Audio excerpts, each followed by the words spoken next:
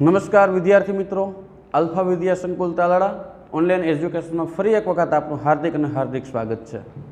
કેમ છો વિદ્યાર્થી મિત્રો? મજામાં? બસ આપણે મજામાં જ રહેવાનું છે।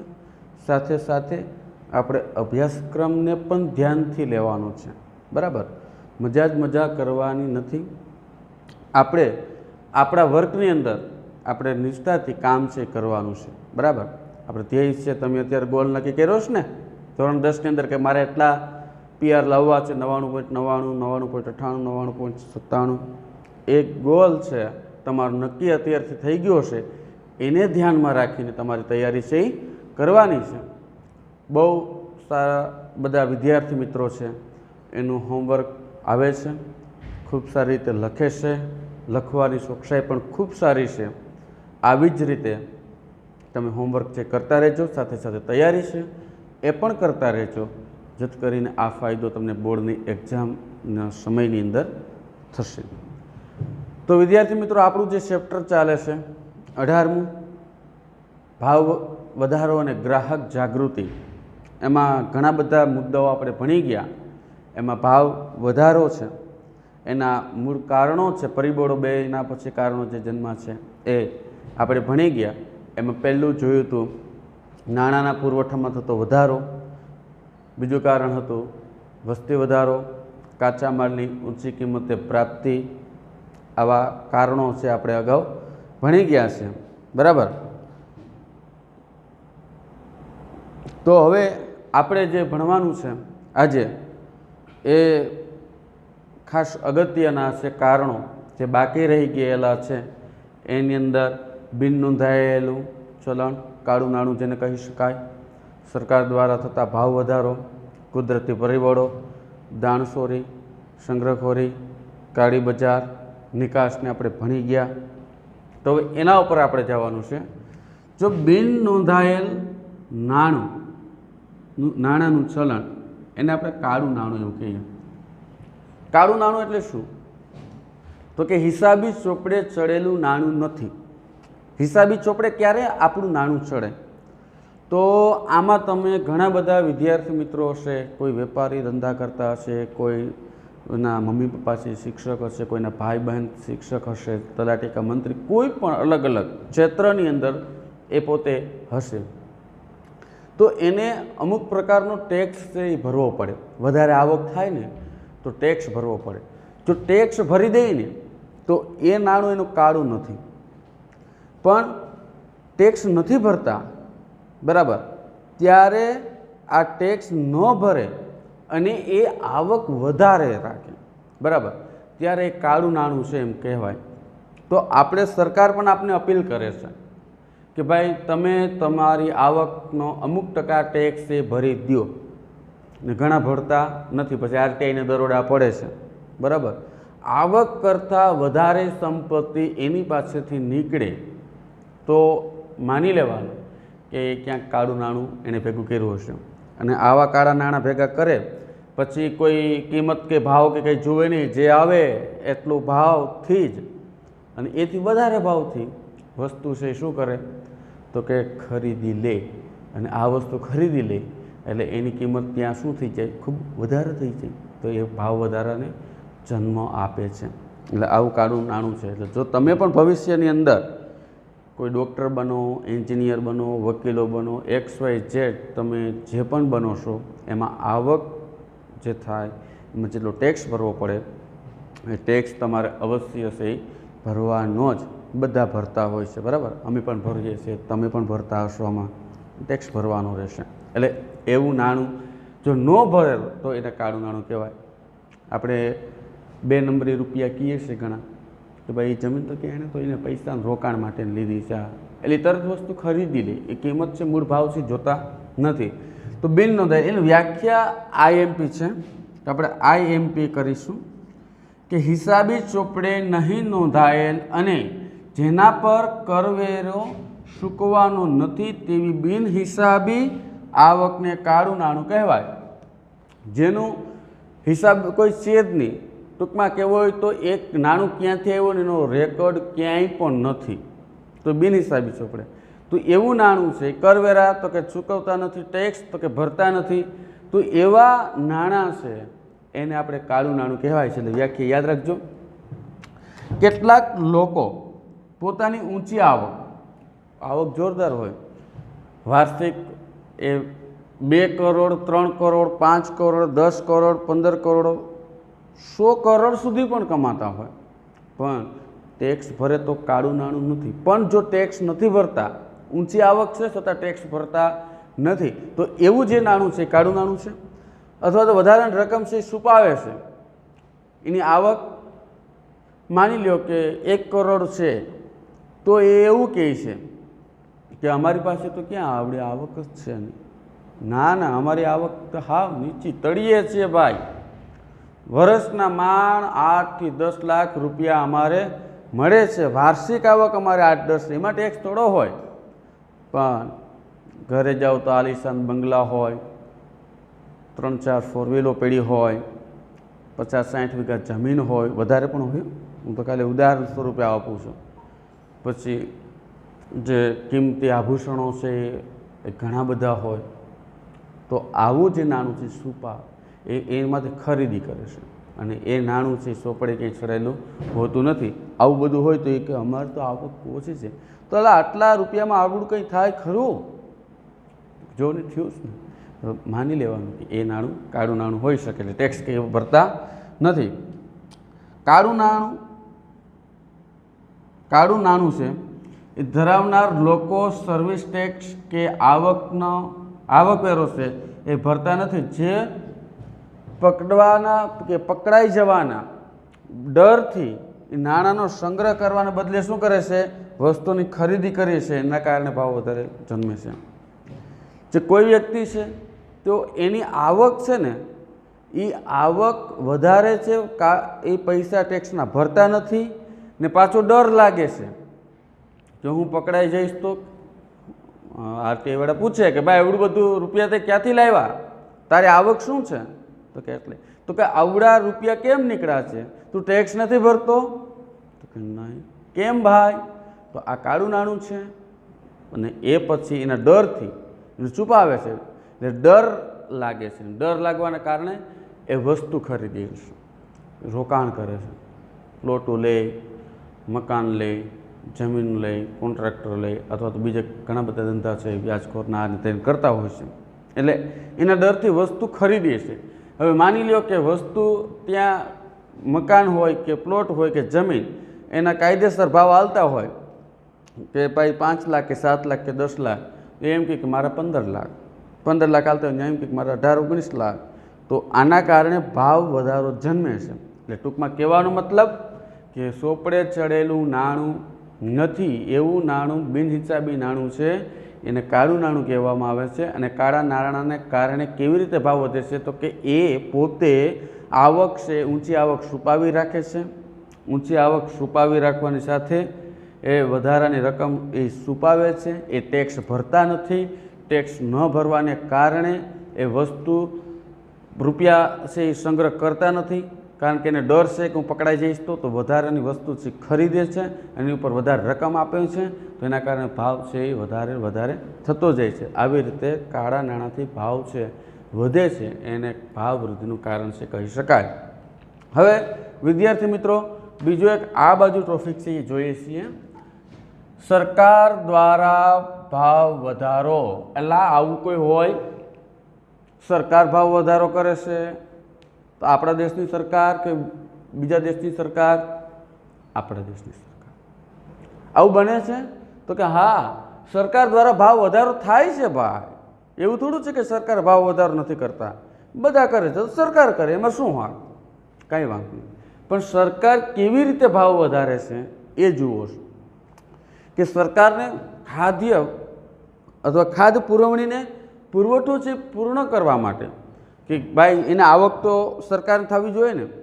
સરકારની અંદર બેઠેલા વ્યક્તિ પોતાના ઘરના પૈસા તો ન નાખે નહીં. સરકાર છે એ અવડા મોટા દેશની અંદર અવડા મોટા કર્મચારીઓને અવડો મોટો પગાર આપે છે. આપે કે ન આપે? તો કે આપે છે.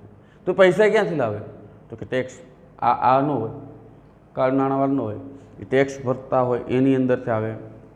તોય છતાં ઘટે છે. સરકારના અવારનવાર મેળાવડા થતા હોય, એની યોજનાઓ આવતી હોય, સરકાર છે એને ચલાવવા માટે કેટલીક બિન યોજનાકીય ખર્ચ કરવા પડતા હોય, કેટલાક તહેવારોની ઉજવણી કરતા હોય, કેટલાક વિદેશથી મહેમાનો આવતા હોય, રાષ્ટ્રપતિ હોય, વડાપ્રધાન હોય, રક્ષામંત્રી હોય, સંરક્ષણ દળના મંત્રીઓ હોય, આ બધા આવે તો હાંચવા તો ખરા. 5 સ્ટાર હોટલમાં રાખવાના, એની પાછળ કેટલી બધી સુરક્ષા સિક્યુરિટી પુરવાર કરવાની, તો આવડું બધું કામ છે કરતા હોય તેને પાસે નાણાં તો જોઈએ ને. તો એના માટે શું કરશે એ? તો કે પેટ્રોલિયમ પેદાશો, પેટ્રોલ, ડીઝલ, કેરોસીન, આ બધી ઉપર શું કરે? શું કરશે? એ વધારશે ટેક્સ. આપણી પાસેથી તમને એક સામાન્ય ઉદાહરણ આપું.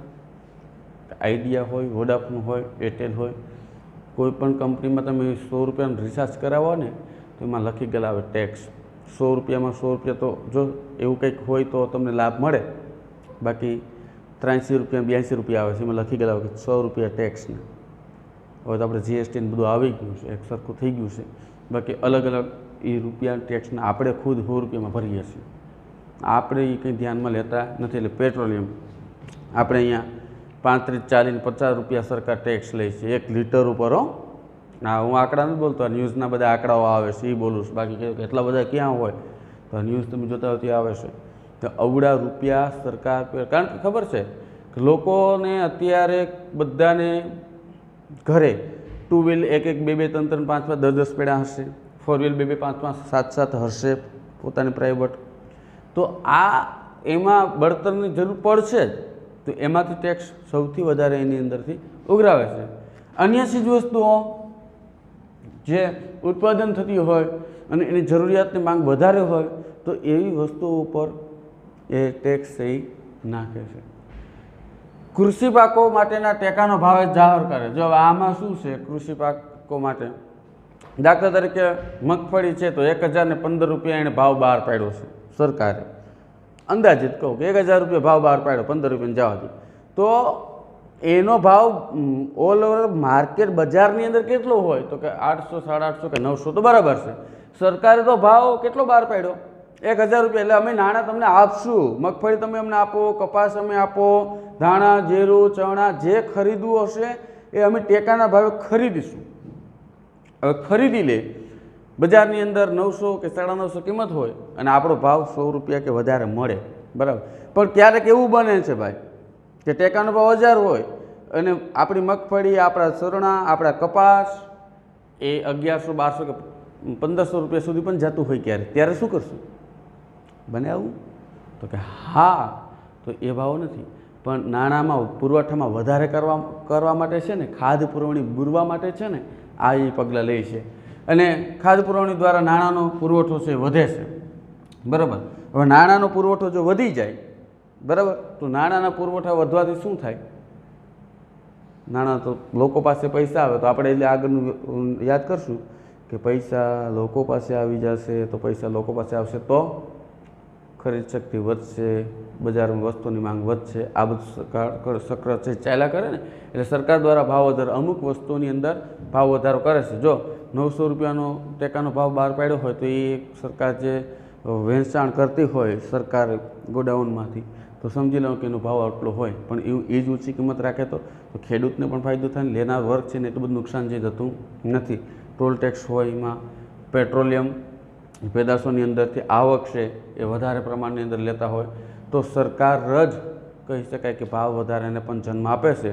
પણ એ ભાવ વધારો કેવો હોય? અર્થતંત્રને પોષણરૂપ હોય, આડેધડ હોતો નથી. મોંઘવારી દરને તમે જુઓ તો દર મહિને વર્ષે એના પગાર ભથ્થાની અંદર મોંઘવારી આવતો હોય, પણ એ અર્થતંત્રને પોષણક્ષમ હોય. આડેધડ હોય તો કે આજે પેટ્રોલનો ભાવ 80 રૂપિયા, કાલે તો કે 210, પછી ઘટીને કેટલા તો કે 50, એમ ના હોય. એને પોષણક્ષમ ભાવથી વધારો થતો હોય છે. એના પછી આવે છે કુદરતી પરિબળ. આ બધા આઈએમપી પરિબળો જ છે. કુદરતી પરિબળ, બરાબર. આમાં તો ખબર પડી ગઈ ને, સરકાર પેટ્રોલિયમ પેદાશો અને અન્ય ચીજ વસ્તુઓ અને કૃષિ પાકો માટેના ટેકાનો ભાવ ખરીદે અને ખાદ્ય પુરવણી દ્વારા નાણાંનો પુરવઠો વધે છે, એના કારણે ભાવ વધારાનો જન્મ સરકાર આપે છે. કુદરતી પરિબળો. હવે કુદરતી પરિબળ એટલે શું? તો કે અતિવૃષ્ટિ, અત્યારે જે સમયની અંદર ચાલે છે એ વરસાદ તો કે માફ, કપાસ તો કે નિષ્ફળ, અમુક જગ્યાએ મગફળી તો કે નિષ્ફળ ગઈ છે, કેટલાય એવા પાકો છે નિષ્ફળ ગયા છે. તો આવી આફતો આવે છે અતિવૃષ્ટિ, ત્યારે ટૂંકમાં કહેવાનું એટલે એનો નાશ થાય છે, માંગ છે વધે છે, એ ઉત્પાદન છે ઘટે છે અને ભાવ વધે છે. આ ટૂંકમાં કહી દઉં છું. આ અતિવૃષ્ટિ હોય, ધરતીકંપ, ખબર છે ને, આવ્યો નથી કે ઘરમાં બહાર ભાગ્યા નથી, ઘણા દરવાજા બંધ હોય તો દરવાજા ખુલતા હોય, હાલો ભાઈ, ઘણા ચાના બેઠા પણ રહેતા હોય. એટલે એના ધરતીકંપ છે, એમાં ઘણી વખત નુકસાન જવાનો ભાઈ. રોગચાળો અત્યારે તો ચાલુ છે એટલે તો તમે ઓનલાઈન વિડીયો લેક્ચર જુઓ છો. કોરોના જેવી મહામારી આપણા વિશ્વની અંદર આમ તો આવીને ઊભી રહી છે, બરાબર. તો આવો રોગચાળો આવે છે, કેટલાય કામ ધંધા બંધ થઈ ગયા. આની અસર હજી 1-2 વર્ષ પછી આવશે કે કેવટું ઉત્પાદન થતું હશે, એ ઉત્પાદન છે એ ઓછું થઈ ગયું. હવે નાણાંનો પુરવઠો જે વધશે ને એમ માંગ વધશે. હવે માંગ વધશે ને પુરવઠો છે, ઉત્પાદન છે તો ઘટ્યું છે, તો શું થાય? તો ભાવ વધશે. એટલે એના કારણે આવી આફતો આવે છે. ત્યારે આફતોની અંદર અમુક વસ્તુ છે એ નાશ પામે. હવે નાશ પામવાને કારણે છે એનો ભાવ વધારો થતો હોય. આ ઉપરાંત કેટલીક માનવ સર્જિત છે, યુદ્ધ થાય, 2 દેશો વચ્ચે તોફાનો, રાષ્ટ્રની અંદર ફાટી નીકળે, તાળાબંધી, આપણે હડતાળ સ્વરૂપે લઈએ છીએ કે આજે ભારત બંધનું એલાન, આજે ગુજરાત બંધ, આવા એલાન કરવાના નહીં. લોકો રોજીરોટી મેળવતા હોય તો મેળવવા દેવાના, ઉત્પાદન જે થતું હોય થવા દેવાનું. જો થશે તો મોંઘવારી ઘટશે, બાકી નહીં, બરાબર. એટલે આવા સમયે એવી પરિસ્થિતિઓ આવે કે ભાઈ ઉત્પાદન છે ઘટી જાય છે. આ પ્રક્રિયા લાંબા ગાળાની છે કે આજે 1 દિવસ કે 2 દિવસ બંધ રહ્યું એટલે ઉત્પાદન ઘટે એવું નહીં, પણ સતત લાંબા સમય સુધી જો કોઈ વસ્તુ બંધ રહેતી હોય તો ઉત્પાદન છે થઈ શકતું નથી. ઉત્પાદન ન થઈ શકવાને કારણે ઉત્પાદન ઘટે છે. એની ઘટવાની સામે લોકોની માંગ છે વધે છે. હવે લોકોની માંગ વધવાને કારણે એ પુરવઠો છે ઘટે છે, અને પુરવઠો ઘટવાને કારણે મોંઘવારી વધે છે. તો કોઈ પણ વસ્તુ ઊંચી કિંમતે પ્રાપ્તિ થશે. અમુક સમય તો એવો પણ આવશે મિત્રો કે પૈસા હોય છતાં અમુક વસ્તુ છે મળતી નથી, કાં તો ખલાસ થઈ ગઈ છે. આપણે કોઈ વસ્તુ લેવા ગયા હોય ને એવી જ આપણે વસ્તુ લેવી હોય ને એ જ દુકાને ગયા હોય ને, ભાઈ હવે તમે 2 દિવસ પછી આવો થાય, તો કેમ ભાઈ? તો વસ્તુ ખલાસ થઈ ગઈ છે, વસ્તુ નથી. આપણે પહેલાં 2 દિવસ પછી પાછા જાય, ભાઈ ઉપર સ્ટોક જ નથી. એટલે આવા પરિણામો, ગંભીર પરિણામો ભોગવશું. સાથે પૈસા છે તો વસ્તુ ખરીદી. એટલે આવા ઉદ્યોગો, કામ ધંધા છે ચાલુ રાખશો, ઉત્પાદન છે વધશે, લોકોની માંગ સમ પ્રમાણમાં રહેશે, તો ભાવ વધારો થઈ શકશે નહીં. હવે આની વ્યાખ્યાઓ આપણે જોવાની છે, લખી નથી. દાણચોરી હોય, સંગ્રહખોરી હોય કે કાળા બજાર હોય, આ 3 છેલ્લે એક પરિબળોના કારણો છે એ આવ્યા છે, વ્યાખ્યાત સ્વરૂપ છે, બરાબર. અહીંયા સમજી લેજો. હવે દાણચોરી એટલે શું? તો કે ટૂંકમાં કહું છું કે વિદેશની અંદરથી કોઈ કિંમતી વસ્તુ છે એનો ટેક્સ કે કંઈ ભર્યા વગર, કોઈને કોઈ પૂછ્યા વગર, વગર આપણે કે નહીં એમ સીધી જ આપણા દેશની અંદર આવી જાય, ના આવીને આપણે વેચાણ કરીએ છીએ. એમાં નફાનું તત્વ બહુ વધારે હોય, બરાબર. આપણી અહીંયાની જે વસ્તુઓ છે એ જ વસ્તુઓ પણ એને સુપી રીતે વિદેશમાંથી અહીંયા લાવવામાં આવે છે અને એનું વેચાણ કરવામાં આવે છે, અને એ વેચાણ ઊંચા ભાવે પણ થતું હોય, અથવા તો ત્યાં કારણ કે ટેક્સ ભર્યો નથી એટલે રૂપિયા એના બચી ગયા. અહીંયા જે વસ્તુ વેચાણ થતું હોય એ જ વસ્તુનું એનાથી 2, 5 કે 25 રૂપિયા કે 5 કે 7 હજાર રૂપિયા ઓછા ભાવે હોય તો લોકો એ રહેશે. આપણી ટેક્સ હિસાબે સડેલી છે વસ્તુ એ લેશે નહીં. એવી વસ્તુ હોય. સંગ્રહખોરી, કૃત્રિમ અછત ઊભી કરવી. જે જથ્થો છે એ જથ્થાને ભવિષ્યની અંદર એવું લાગશે કે ભવિષ્યમાં આ વસ્તુની અછત સર્જાશે, એટલે અમુક વેપારીઓ દ્વારા અથવા તો કંપનીઓ દ્વારા એ વસ્તુનો સંગ્રહ કરવામાં આવે છે, અને એટલો બધો સંગ્રહ કે બજારમાં ક્યાંય રહેવા દેતા નથી. હવે ખૂબ પુષ્કળ પ્રમાણમાં સંગ્રહ કરી લે અને બજારની અંદર કૃત્રિમ અછત ઊભી કરે. જ્યારે અછત ઊભી થાય ત્યારે જે ખરીદેલું છે એ સસ્તા ભાવે, ઓછા ભાવે ખરીદેલું છે, અને બજારની અંદર જ્યારે અછત સર્જાશે ત્યારે એનો ભાવ છે ભડકે બળતો હશે. અને એ ભડકે બળતરેલો ભાવ 10 રૂપિયામાં ખરીદેલી વસ્તુ 100 રૂપિયામાં પણ વેચશે, બરાબર. કેના લીધે? તો કે સંગ્રહખોરીને લીધે. એ મોકા ગોતતા હોય એવા, એટલે એના કારણે એ ઊંચી કિંમતે ભાવ છે ચૂકવવો પડે. એના કારણે તો કે સંગ્રહખોરીના કારણે ભાવ છે એ વધારે થતો હોય. તમને ઉદાહરણ આપું છું. અમુક વખત છે ને ડુંગળીનો ભાવ અહીંયા 2 રૂપિયા ને 5 રૂપિયા કોઈ કિલો ધણીનો થતો હોય ને અમુક સમયે ડુંગળીનો ભાવ છે ને 100 રૂપિયા અને 150 રૂપિયાએ પહોંચી ગયો હોય. એનું કારણ તો કે સંગ્રહખોરી પણ જવાબદાર છે. સાથે સાથે કુદરતી માનવ સર્જિત આફતો પણ હોય, એવું નથી કે નથી, પણ આવી વસ્તુ આવી સમય ક્યારેક બનતી હોય. અને છેલ્લે છે કાળા બજાર. કાળા બજાર એટલે શું? હવે કાળા બજાર એટલે વસ્તુ છે એ ખરીદી લે અને એ વસ્તુની જે કિંમત છે એથી વધારે કિંમતે ચૂકવવાની. દાખલા તરીકે ઉદાહરણ આપું કે તમારે ગેસનો સિલિન્ડર જોતો નથી, 700 રૂપિયાનો ગેસનો સિલિન્ડર તમારે હશે ને પાડો હોઈને ઘટ્યો, જો તમે વ્યવહારે આપો તો વાંધો નથી, પણ એમ કે 700 રૂપિયાના 1000 રૂપિયા થશે, તારે લેવો હોય તો લે, બાકી કાંઈ નહીં, મારે તો અહીં જોતો પડ્યો રહેશે. તો આ વસ્તુની કિંમત સરકાર પાસેથી વસ્તુ ખરીદી હતી પણ ઊંચી કિંમતે શું કરશે? એ વેચાણ કરશે, કાળા બજાર ટૂંકમાં કરશે. જે વસ્તુની અસત સર્જાય ને એ કાળા બજાર સ્વરૂપે રહેશે, બરાબર. અસત સર્જાય ને માંગ છે વધશે ત્યારે કાળા બજારનું તત્વ છે એ રહેવાનું છે. તો આવા તો ઘણા બધા ઉદાહરણ છે કે કોઈ વસ્તુ છે અથવા તો કોઈ વાહનો હોય, કોઈ ખેતીવાડીનું જે ઉત્પાદન થતું હોય કે ઉદ્યોગની અંદર ઉત્પાદન થતું હોય, એ ઉત્પાદન ઉપર જે ભાવ કરતાં પણ વધારે કિંમત ચૂકવવામાં આવે. ખેડૂત પાસે બિયારણ ખરીદવા જાય ત્યારે એમાં માર્કો લખી ગયેલો હોય 999 રૂપિયાને, ખરીદે હશે 2000 રૂપિયામાં, પણ કેમ તો કંઈની અસત છે અને એ વેપારીઓ વેચે છે ને બિલ તમને બનાવે કેટલા? 999. આપણે એમ પણ કહીએ નહીં કે આ કેમ ભાઈ, કારણ કે એની આપણે જરૂર પણ હોય છે. બધા આવું કરતા નથી એટલે બધા એ માથે નહીં ઉઠવાનું, બરાબર. જે કરતા હોય એને, બાકી આવું જે કરતા હોય ને એને, બાકીને તો એ કાળા બજાર થતું હોય. એટલે કાળા બજાર એટલે કે છાપેલી કિંમતથી પણ વધારે ભાવ છે ચૂકવવાનો, બરાબર.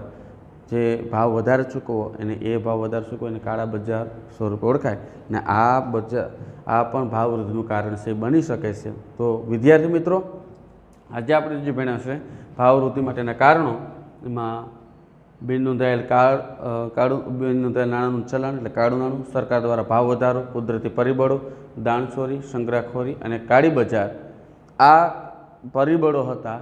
આ બધા ભાવ વૃદ્ધિના કારણો હતા. એ 8 કારણો આજે આપણે પૂર્ણ કર્યા છે, બરાબર.